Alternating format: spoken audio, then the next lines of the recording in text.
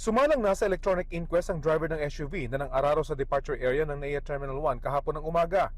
Sinampahan siya ng reklamang reckless imprudence resulting in 2 counts of homicide, multiple physical injuries, and damage to property. Yung public attorney's office po ang nag-assist sa kanya, sir. Hihintayin pa lang natin kung ano yung magiging result ng resolution ng Pasay Prosecutor's Office. Hindi na nagbigay ng bagong paliwanag ang driver na dinalaw ng kanyang asawa kahapon, maliban sa paulit-ulit na pagsabing hindi raw niya sinasadyang pangyayari. May iniinda rin daw ngayon ang driver. Yung suspect is sinasabi niya na masakit ang kanyang ulo, sir. Isa sa ilalim din ng mga investigador sa masusing pagsusuri ang sasakyan ng suspect. Sa pinangyarihan ng insidente naman sa NAIA Terminal 1, na ibalik na ang bagong bollard na nasira ng rumagasang SUV.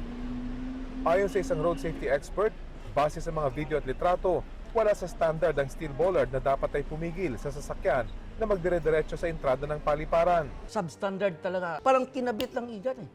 Oh. Hindi siya yung bollard na... Hindi siya embedded. Dapat 300 mm ang pag-embed ng bollard na kayang titigil sa impact.